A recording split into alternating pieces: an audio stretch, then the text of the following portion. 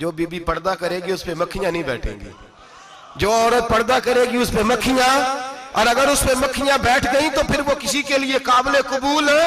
और अगर पर्दे में छुपी रही, अगर पर्दे में छुपी रही, और भाई कीमती चीजों को गुलाब चढ़ते हैं।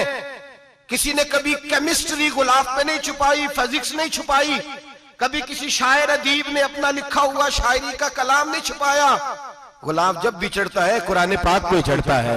मेरे भाई करोड़ों और अरबों और खरबों का मकान बना के लोग उसको गुलाब नहीं चढ़ाते।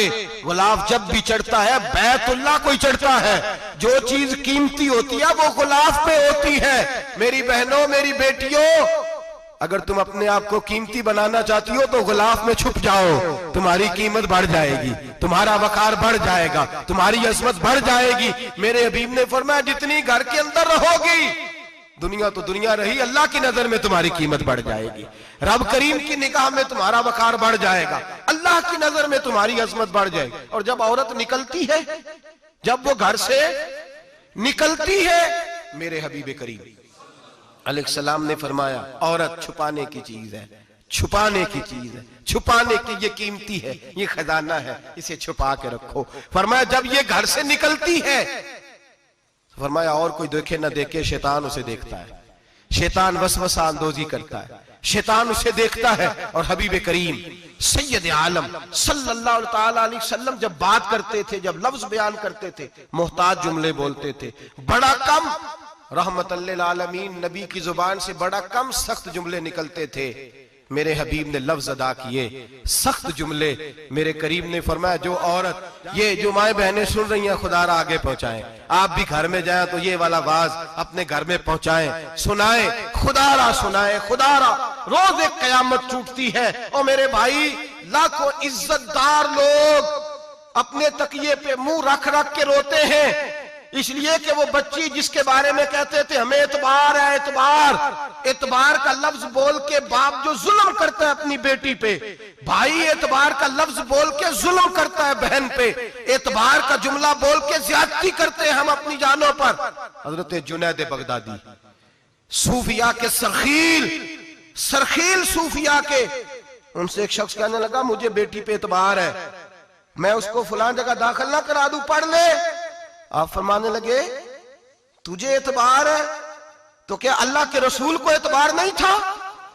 ये तूने कैसा लफ्ज बोला? तुझे एतबार है, नबी पाक को नहीं था? मेरे महबूब के पास हजरत आयशा सिद्दीका बैठी थी, और वो बीबी जिसको कुरान कहता लस्तुन्ना कहदम मिनन निसा, तुम्हारे जैसी दूसरी कोई हो सकती नहीं। मेरे महबूब के पास हजरत अफसा बैठी थी, जनाबे सौदा बैठी थी, इससे बढ़कर भी किसी को एतबार होगा जिनको कुरान कह दे जैसी दूसरी हो ही नहीं सकती।